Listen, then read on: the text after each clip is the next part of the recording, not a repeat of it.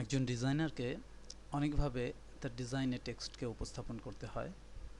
Photoshop তার text হ্যান্ডলিংয়ের জন্য বেশ কিছু টুল প্রোভাইড করে, যার কিছু টুলের সাথে আমরা ইতিমধ্যে পরিচিত হয়েছি। এবার আমরা আরেকটি টাইপ টুলের সাথে পরিচিত হব, এবং সেই টুলটি হচ্ছে হরিজন্টাল টাইপ মার্কস টুল, যেটি আমরা এই টুলসটিতে ক্লিক করলে আমরা এখানে খুঁজে পাবো। হরিজন্টাল টাইপ মার্কস টুল মূলত হরিজন্টাল টাইপ টুলের মতোই, তবে এটি মার্কসিং পদ্ধতিতে তার টাইপ তৈরি করে বা তার এরিয়া তৈরি করে। মূলত এটি একটি মার্কসিং রিজিয়ন তৈরি করে। যাই হোক, আমরা দেখি কিভাবে এখানে এ ধরনের টেক্সট বা মার্কস টেক্সট তৈরি হয় বা মার্কস টাইপ তৈরি হয়। এখানে আমরা ক্লিক করছি। এবার আমি যে স্থানে লেখাটি তৈরি করতে চাই সেখানে ক্লিক করব। ক্লিকের সাথে সাথেই আমরা দেখব যে আমাদের পুরো ইমেজটি একটু লালচে হয়ে গেছে, একটি আলাদা একটি লেয়ার পড়ে গেছে, লাল লেয়ার। এটি মূলত এর মূল মার্কস। এখানে আমি ফ্লাওয়ার লেখাটি লিখছি। লক্ষ্য করুন, এই লেখাটি এই মার্কস থেকে, এই লাল লেয়ারটি থেকে তার যে লেখা অংশটুকু সেটুকুকে রিপ্লেস করছে। আমি যদি লেখাটিকে একটু মুভ করিয়ে নিতে চাই, নিতে পারি, এবং এটাকে যদি আমি একটু বড় ছোট করতে চাই সেটিও করতে পারি।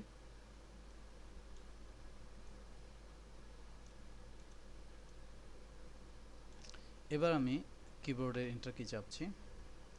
এন্টার কি চাপার সাথে সাথে আমরা দেখছি যে এখানে একটি সিলেকশন তৈরি হয়ে গেছে, যে সিলেকশনটি মূলত আমরা যে টেক্সট দিয়েছি সেই টেক্সট বেসিসে, অর্থাৎ টেক্সটের মতো করে একটি সিলেকশন তৈরি হয়ে গেছে, কিন্তু এখানে কোনো টাইপ লেয়ার তৈরি হয়নি। এটি হচ্ছে মূলত হরাইজন্টাল টাইপ টুল এবং হরাইজন্টাল টাইপ মার্কস টুলের মধ্যে প্রধান পার্থক্য। এটি একটি এরিয়া নির্বাচন করে দিয়েছে মূলত। এবার আমরা চাইলে এখান থেকে আমাদের পরবর্তী কাজগুলো সারতে পারি। উদাহরণস্বরূপ, আমরা যদি এই ব্যাকগ্রাউন্ড লেয়ারের উপরই ডিলিট চাপি এটি নির্বাচিত থাকা অবস্থায়, তাহলে দেখব যে ওই অংশটুকু মুছে গেছে।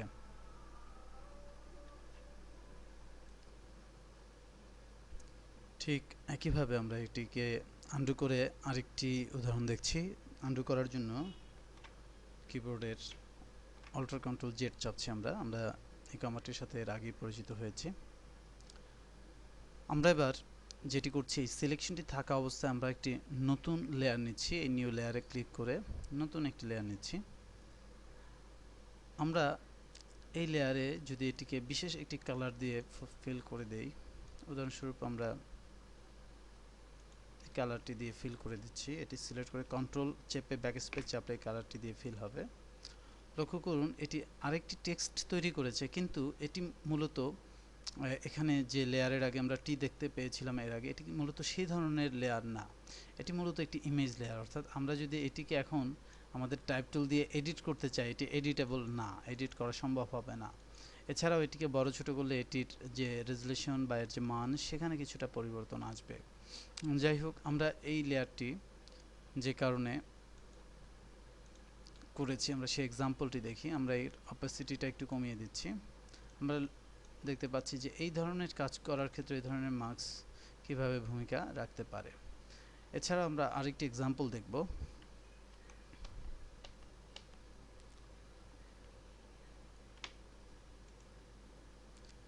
সেটি হচ্ছে, আমরা আমাদের ব্যাকগ্রাউন্ড লেয়ারটির একটি ডুপ্লিকেট তৈরি করছি, অর্থাৎ এই লেয়ারটিকে কপি করছি। এখানে একটি ব্যাকগ্রাউন্ড লেয়ার চলে আসলো। আমরা নিচের ব্যাকগ্রাউন্ড লেয়ারটি একেবারেই অফ করে দিচ্ছি।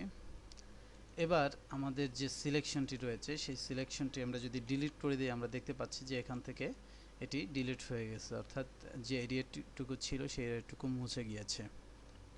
আমরা যদি এই সিলেকশনটিকে ইনভার্ট করে কাজ করি, আমি পুনরায় অল্টার কন্ট্রোল জেড চেপে পূর্বের অবস্থায় চলে আসলাম। কন্ট্রোল শিফট আই চেপে আমি যদি আমার সিলেকশনকে ইনভার্ট করি, অর্থাৎ সিলেকশন এর পূর্বে ছিল এই অবজেক্টগুলো সিলেক্ট করেছিল, কিন্তু এটা এবার ডিরেকশনটা এইদিকে চলে গেছে, অর্থাৎ এই অংশটুকু বাদ দিয়ে, এই অংশসমূহ বাদ দিয়ে বাকি অংশগুলো এটি এবার সিলেক্ট করেছে। এবার যদি আমি ডিলিট চাপি, তাহলে দেখব যে বাইরের অংশটা চলে গিয়েছে, এবং আমাদের যে লেয়ারটি, সেই লেয়ারটি থেকে কেবলমাত্র আমরা যে লেখাটি লিখেছি তার যে রিজিওনাল যে ইমেজটুকু আছে সেটুকু রেখে বাকি সব আউট হয়ে গেছে। এভাবে করেও আমরা আমাদের টেক্সটকে আকর্ষণীয় করতে পারি বা আকর্ষণীয় টেক্সট তৈরি করতে পারি।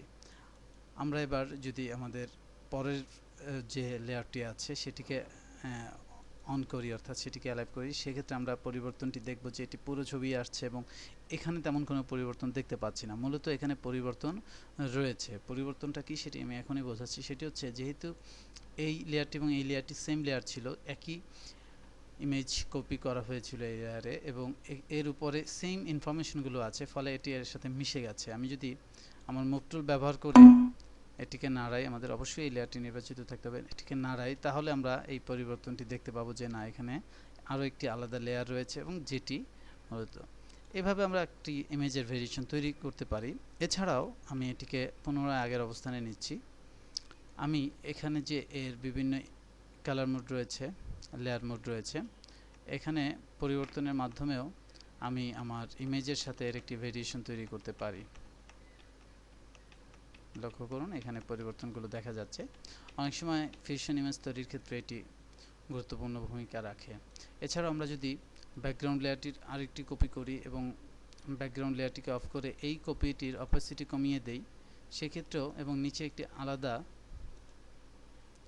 হোয়াইট কালার ব্যাকগ্রাউন্ড অথবা এই ধরনের কিছু হোয়াইট কালার আমি দিচ্ছি, দেই, এবং এর অপাসিটি যদি কমিয়ে দেয়, এখন 74 আছে, আরও যদি কমিয়ে দেয়, তাহলে দেখব এটিও এক ধরনের একটি ইমেজ এফেক্ট তৈরি করছে।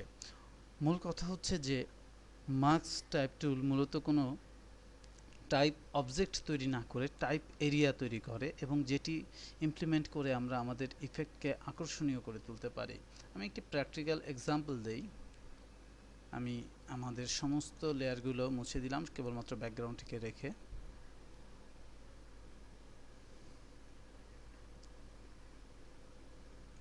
আমি এবার এখানে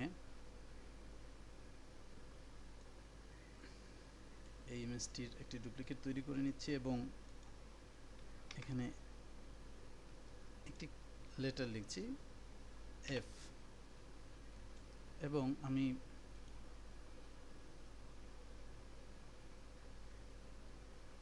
পুরো ফ্লাওয়ারই লিখি এফ, এবং আমি এর কালার পরিবর্তন করে দিচ্ছি।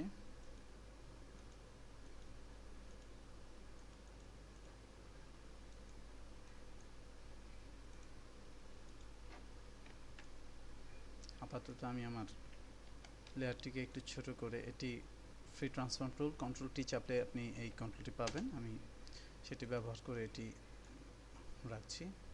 এবার এই লেয়ারে থাকাকালীন অবস্থায় আমি হরাইজন্টাল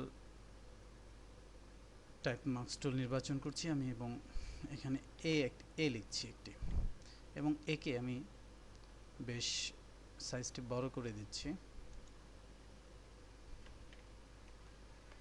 আমি পুনরায় কাজটি করছি, এ লিখছি এবং এর সাইজটি বড় করে দিচ্ছি।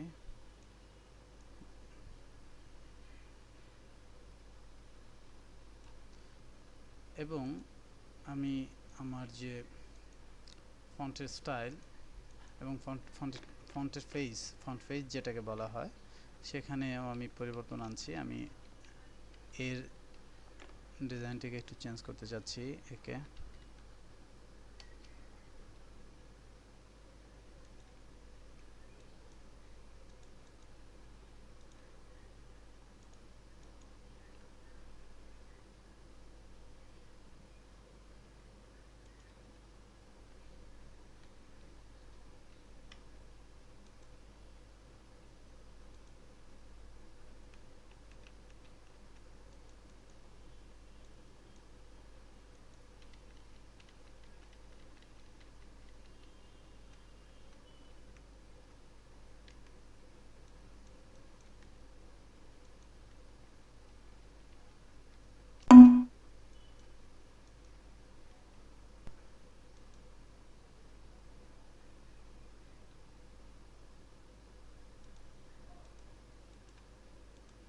একটু বিশেষ টাইপের এ নিতে যাচ্ছি। এনিওয়ে, আমরা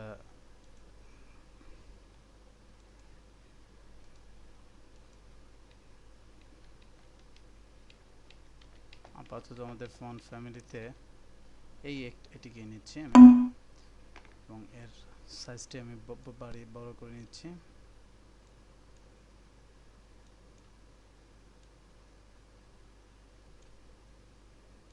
বড় করে নিচ্ছি এবং আমি এটাকে এন্টার দিচ্ছি এবং এরিয়াটি নির্বাচন করছি।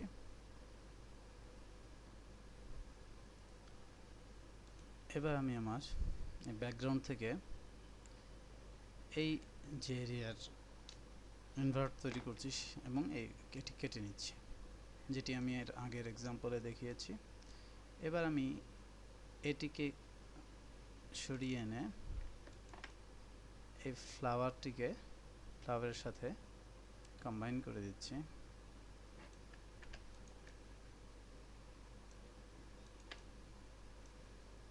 এবং ফ্লাওয়ারের ফন্ট কালারকে আমি চেঞ্জ করে দিব এখানে।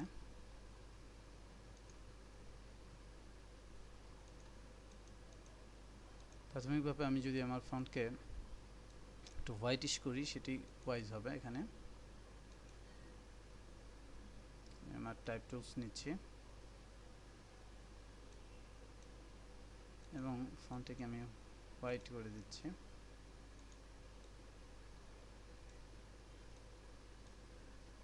এবং আমি এই লেয়ারটিতে একটি স্টাইল প্রয়োগ করছি, এটিকে একটু বেভেল এবং এমবস করে দিচ্ছি।